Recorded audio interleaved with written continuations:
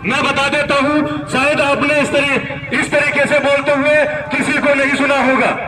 यदि सुना होता तो इस क्षेत्र के जो हालात हैं कुछ और ही होते। ये मेरा वादा है। अगर शायद मेरी तरह कोई और कुछ समय से या 10-20 साल से यदि कोई बोलता तो इस क्षेत्र के हालात कुछ और होते। ये इस तरीके से पिछड़ा हुआ नहीं होता।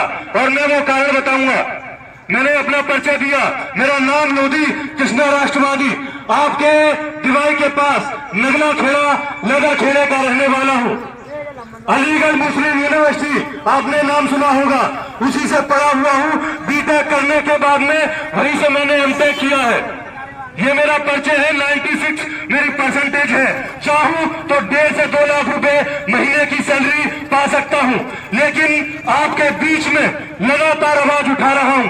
सबसे पहले आप सभी जानते हैं, आज आजादी को 75 साल हो चुके हैं, 75 साल। लेकिन अगर आप अपने क्षेत्र में घूमे तो आपको ऐसा लगेगा कि भी अभी आजादी को 75 साल नहीं मात्र 5 साल हुए हैं।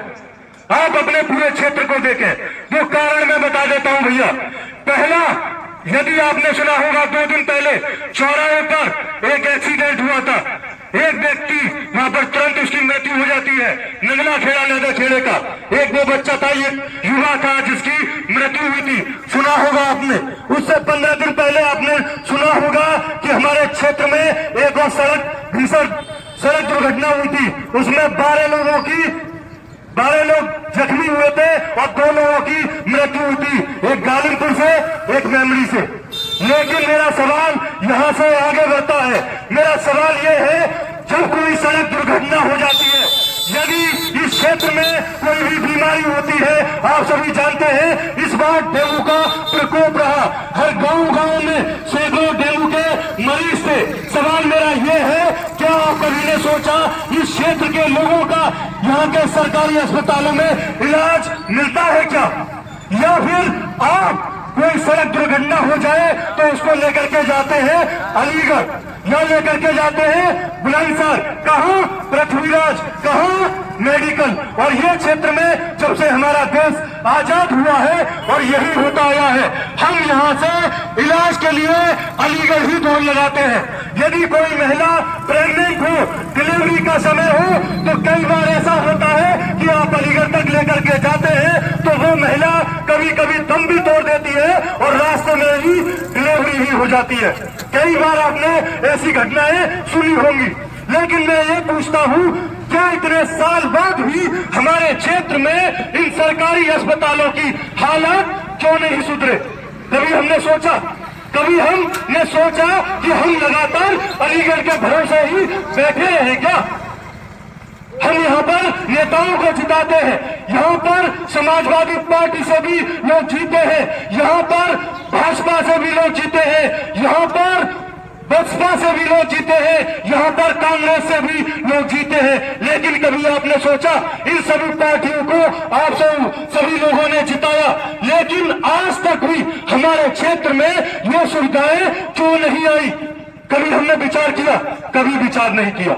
दूसरा मैं बताता हूं, कोई भी सड़क दुर्घटना हो जाती है तो यहाँ के, चाहे भीमपुर पर भी अस्पताल है, 100 सैया का अस्पताल है, 100 बेड है, लेकिन आप बताइए इतने लोग खड़े हैं, यदि किसी एक भी व्यक्ति का इलाज यहाँ के सरकारी अस्पतालों में या उस 100 सैया के बेड वाले अस्पताल में हुआ हो तो मुझे बता दे। हुआ है भैया? किसी का हुआ है? या यहाँ के प्राइवेट अस्पतालों में ही आप लोगों की आपने जो धान की खेती या बाजरा की खेती इन प्राइवेट अस्पतालों में ना दी हो तो आप बता दें। लगातार यहाँ के जो प्राइवेट अस्पताल खुल रहे हैं, वे सभी जानते हैं कि इस क्षेत्र में सरकारी अस्पतालों की हालत अच्छी नहीं है, इसलिए लगातार पूरे क्षेत्र में प्राइवेट अस्पताल खुलते जा रहे हैं। दूसरा भैया मैं कहता हूँ, आपके ये जो बच्चे हैं इंटर तक पढ़ते हैं, कुबेर इंटर कॉलेज या चेतरा महिला इंटर कॉलेज या मथुरा इंटर कॉलेज, लेकिन मैं पूछता हूँ 4.5 लाख आबादी के इस क्षेत्र में एक भी राजकीय महाविद्यालय नहीं है। आप गौर कीजिए, एक भी राजकीय महाविद्यालय नहीं है। अगर ये बच्चे जो छात्र हैं, ये लड़कियां, ये जो छात्र हैं, अगर पढ़ना चाहें तो कहाँ जाएंगी बताइए? गाजियाबाद, मेरठ, दिल्ली, अलीगढ़, कभी आपने सोचा हमारे क्षेत्र में आज तक कोई राजकीय महाविद्यालय क्यों नहीं है? कभी सोचा या हमने कभी मांग की कि हमारे क्षेत्र में हमारे बच्चों के भविष्य के लिए एक राजकीय महाविद्यालय होना चाहिए? लेकिन हमने कभी नहीं सोचा। कभी हमने अपने नेताओं से यह सवाल नहीं किया कि हमारे क्षेत्र में आप राजकीय महाविद्यालय लेकर के क्यों नहीं आ रहे?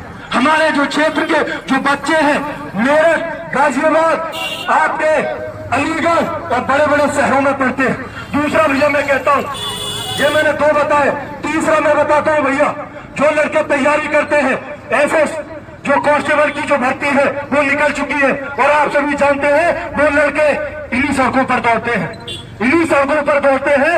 कोहरे का मौसम है, यदि किसी का कोई दुर्घटना हो जाए तो उसकी जिम्मेदारी यहाँ का शासन या प्रशासन या यहाँ के नेता के जो नेता लोग हैं वो लेंगे।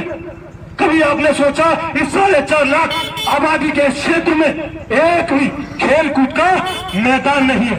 पूरे क्षेत्र में आप जाकर के देखिए, आप देखेंगे आपके हरियाणा में प्रत्येक घर में से कोई पहलवान बनता है, कोई बॉक्सर बनता है, कोई तीरंदाज बनता है। अलग अलग क्षेत्र में प्रतिभा है, हमारे क्षेत्र में नहीं है। क्यों नहीं है? कभी हमने विचार किया तो इस वजह से नहीं है, हमारे क्षेत्र में खेल कूद का एक भी प्रशिक्षण केंद्र नहीं है, न मैदान है जहां पर जाकर के बच्चा पहलवानी सीखे, तीरंदाजी सीखे, बैडमिंटन सीखे या बॉक्सर बने। पूरे क्षेत्र में आप कहीं भी चले जाइए, आपको पूरे क्षेत्र में, मैं फिर से कहता हूं, आप पूरे क्षेत्र में जाएंगे तो आपको ऐसा लगेगा कि आजादी को 75 साल नहीं 5 साल हुए। पूरे क्षेत्र में आप घूमकर देखिए, आपको ऐसा प्रतीत होगा। दूसरा भैया मैं कहता हूं, आपके यहाँ से नरोरा कितनी दूर है बताइए? नरोरा कितना दूर है बताइए? कोई बताइए यहाँ से नरोरा कितना? 15 किलोमीटर। और 15 किलोमीटर से 20 किलोमीटर के क्षेत्र में ये नरोरा परमाणु केंद्र का ये नियम कहता है कि इस पूरे क्षेत्र में बिजली फ्री होनी चाहिए। लेकिन क्या है? 16। तो बताइए क्या बिजली फ्री है? या किसी भी क्षेत्र में जो 2 किलोमीटर क्षेत्र में भी आते हैं तो बिजली फ्री है? नहीं है भैया। और मैं आपको बता देता हूँ, हरियाणा के हिसार में भी परमाणु केंद्र है, वहाँ के लोग जागरूक हैं, उन्होंने उस परमाणु केंद्र से बिजली फ्री ले रखी है, बिजली फ्री ले रखी है। लेकिन हमारा क्षेत्र कहीं न कहीं सुप्त अवस्था में, इस वजह से हमारे क्षेत्र में बिजली फ्री नहीं है। कभी हमने विचार नहीं किया। और भैया मैं आगे बता देता हूँ, हमारे क्षेत्र में अभी और बता रहा हूँ, इस पूरे क्षेत्र का खाका है भैया नक्शा। आपके इन नेताओं के पास में धर्म के और जाति के नाम पर ही वोट मांगते हैं, बस आते हैं, इन बुजुर्गों के पैर छूते हैं और वोट मांगते हैं और हम उनको जिता देते हैं। लेकिन जीतने के बाद में यही बुजुर्ग उनके पैर छूते हैं। छूते हैं या नहीं छूते? छूते हैं। और यही होता है, कभी आपने देखा कि जीतने के बाद में कोई प्रत्याशी आपके पैर छूता है? क्यों नहीं छूता? क्या आपने कभी नहीं देखा होगा? और उनके पास में इस क्षेत्र के विकास के लिए भी कोई नक्शा नहीं है, कोई रूपरेखा नहीं है इस पूरे क्षेत्र के विकास के लिए।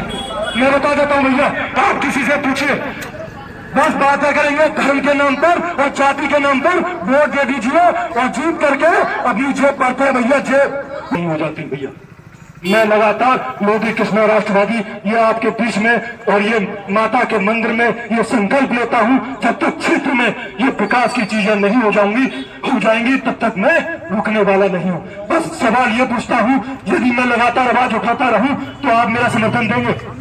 साथ देंगे भैया? एक बार हाथ उठाकर बताइए भैया, साथ देंगे? साथ देंगे? भारत माता की, भारत माता की। बहुत बहुत धन्यवाद, आपने मुझे अपने प्यार और सम्मान से सुना। ज्यादा समय लिया हो तो भैया माफ करो। बहुत बहुत धन्यवाद। जय हिंद।